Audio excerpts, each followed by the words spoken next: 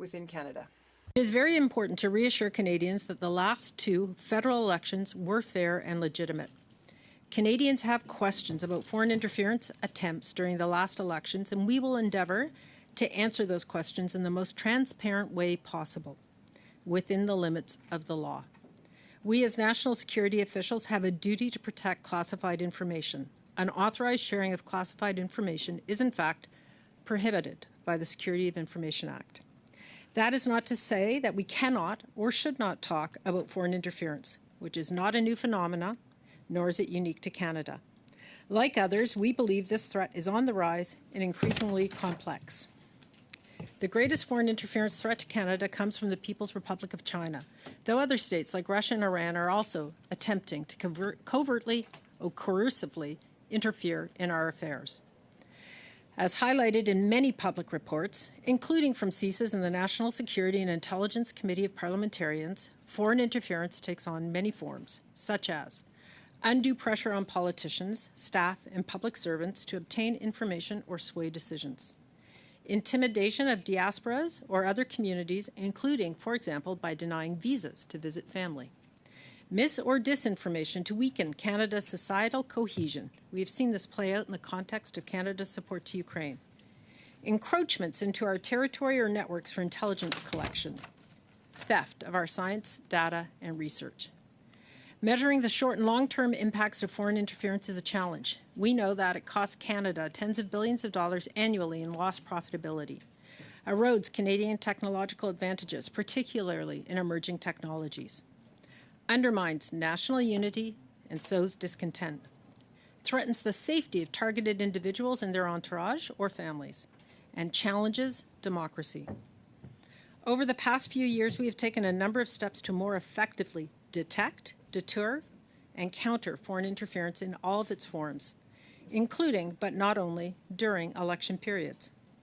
One effective way to do so is to talk about the threat and how we mitigate it without jeopardizing the sources and techniques used to gather intelligence and keep Canadians safe. As I said, one of our responsibilities as senior officials of the security and intelligence community is to be as transparent as possible without further challenging national security or further damaging trust in our democratic institutions.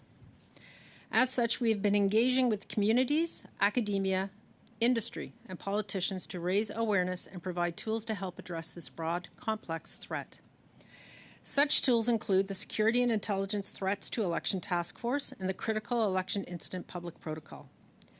These mechanisms helped ensure that the 2019 and 2021 federal elections were indeed fair and legitimate, despite foreign interference attempts.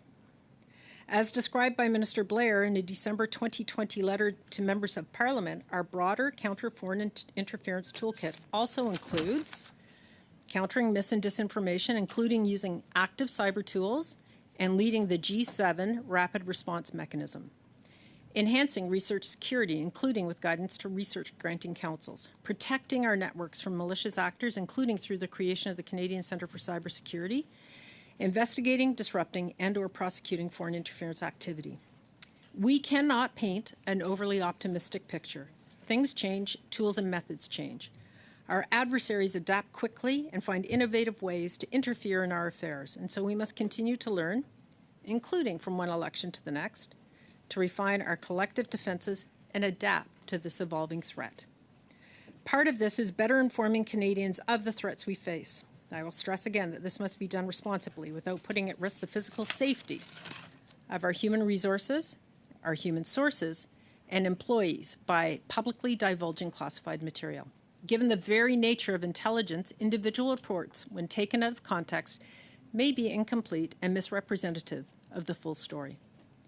We must also carefully consider that, as recently suggested by Senator Shugart, in some cases, publicly disclosing intelligence on foreign states' specific attempts to interfere may ultimately play into their hands, including by potentially affecting outcomes of electoral processes and creating confusion.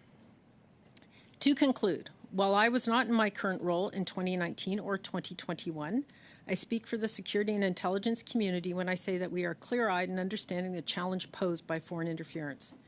We are taking concrete steps to strengthen our counter foreign interference approach, including by making sure that those who engage in such activities face consequences.